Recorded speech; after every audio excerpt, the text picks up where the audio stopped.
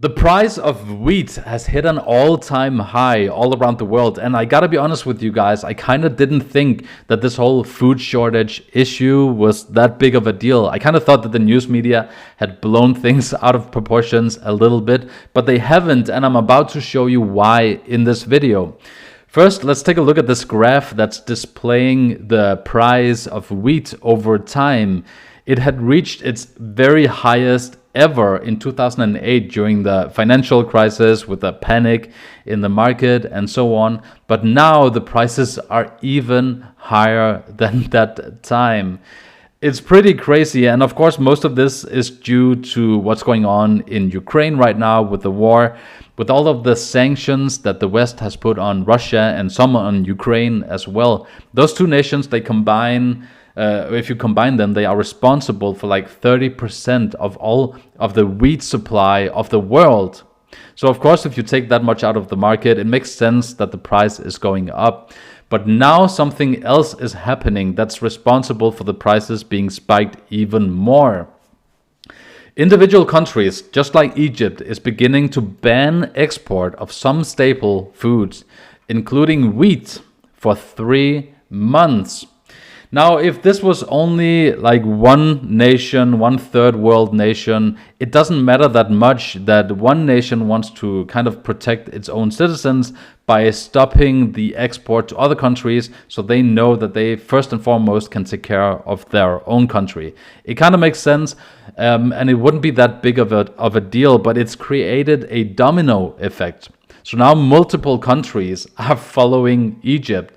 The UK just announced that they are going to ban some ingredients, some key ingredients to food from being exported out of the country because of millions of people fearing food shortages.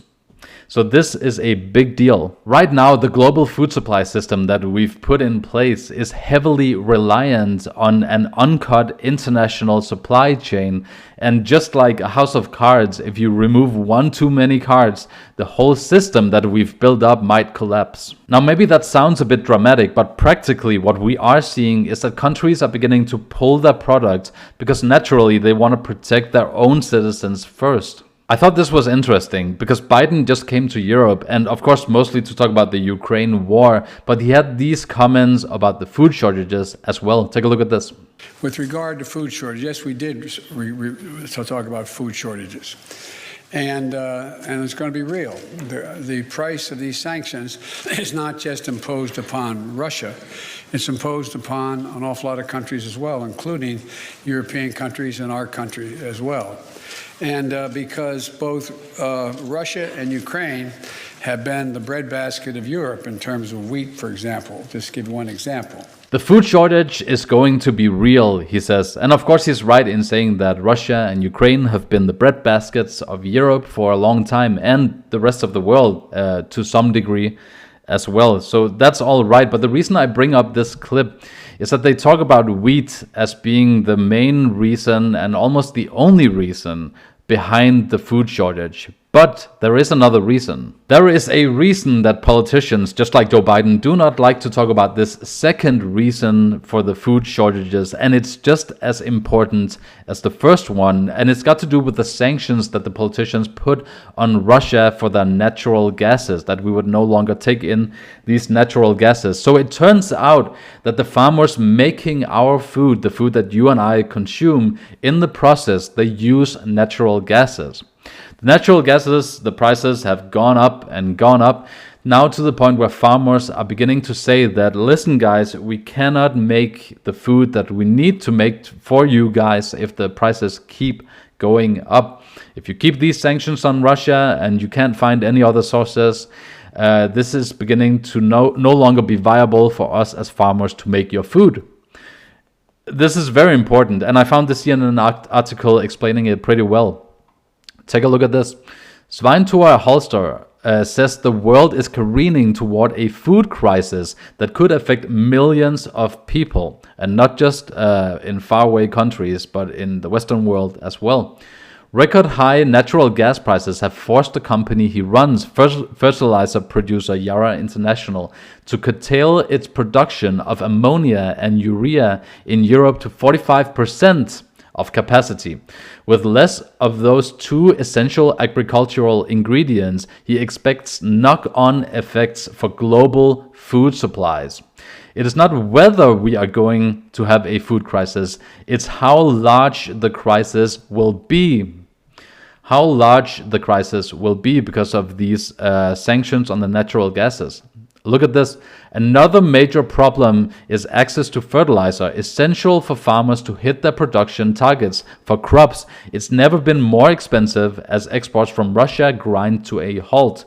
Output in Europe has also plunged thanks to the surging price of natural gas, a key ingredient in nitrogen-based fertilizers like urea.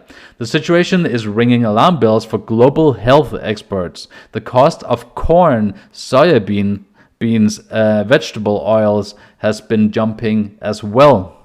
In other words, these sanctions are going to impact the whole world in a much worse way than anyone seems to be realizing right now. So just for a second, let's try to forget about the whole moral question of course you should put sanctions on a nation that's attacking another sovereign nation just like Russia is right now. Let's forget about all of that and take a look at for a second, who does this actually hurt? The Russian politicians, they'll be completely fine from all of this, and the oligarchies as well. But the regular people are the ones that are going to be suffering. And not just in Russia, but everywhere. Like, imagine being a third world country, if you live in a third world country and you don't have a welfare system. Imagine what a food shortage will do to you. For most of us, I hope it's only going to be to the extent where it's inconvenient. But for them, it's a death sentence. So agriculture.com has this article explaining how this will hit the world population everywhere. Look at this. Warfare and economic sanctions were expected to sharply reduce grain exports in the near term and suppress crop production this year. An additional 30 million people around the world could be pushed into hunger because of high food prices and supply disruptions caused by the war, said the UN Food and Agriculture Organization last week. The global hunger rate of 9.9 was already the highest in 13 years due to the pandemic. It's very underreported how the pandemic actually ended up killing a lot more people than actually died from the sickness, that died from hunger because of the disruption in supply chains for food. And now they are looking to not only have disruption in supply chains, but an actual food shortage. So think about this. For 2 years, we have the pandemic, which, you know, the media just from one day to another seem to have completely forgotten about. Then we have the Ukraine war, which in and of itself is bad. But the one thing you could do to make it a worldwide disaster is to ban all of the Russian natural gases and wheat. Again, I understand the moral argument for doing this, but let's zoom out for a second and practically look at what's going on. We had the pandemic for 2 years that crippled worldwide supply for most things. Now we have a complete shutdown of a big portion of oil and basic foods to the point where countries are shutting off their own exports. And with these specific sanctions, we are forcing Russia into the hands of China as their new main trading ally. If you wanted to destroy the West, I mean, this would be a very effective way to do it. I'm not talking about a conspiracy here. I'm just looking at the facts. Oh, and by the way, speaking of China, did you know that China has a huge issue supplying all of its citizens with basic foods like rice and wheat? Well, up until recently, at least, because surprise, surprise, China and Russia has created closer ties, and now Russia is beginning to ship all of the wheat that we in the West won't take anymore to China instead. So now China don't really have this issue anymore. This guy from worldgrain.com is keeping track of this. Check this out. With less than 20% of the world's population, the Asian superpower, China, possesses more than half of the world's corn, rice, and now wheat. Half of the world's wheat. Already a major producer of corn and wheat, and the perennial leader in soybean imports, China over the past 5 years has increased imports of these commodities by 2-fold to 12-fold, giving it a comfortable surplus to feed its 1.4 billion people and creating closer ties with Russia. As I said, we're throwing Russia into the hands of China, the only thing that we really don't want right now. So now China has half of the world's supply of wheat. China says that they're doing this because they are expecting that the market will be more and more expensive, so they're buying up now. So what happens when this Ukrainian war is finally over and we've crushed so much of our own economies with a lot of sanctions on Russia? Again, I'm all for sanctioning a country that invades another country like this, but what are the consequences? Are the consequences that we're going to be dependent on China in the future for wheat? Are the consequences that we are pushing Russia into a coalition with China and India, which, by the way, is happening? I really hope it's worth it. I'm just happy that this wasn't predicted as all being part of the Great Reset. Oh, wait.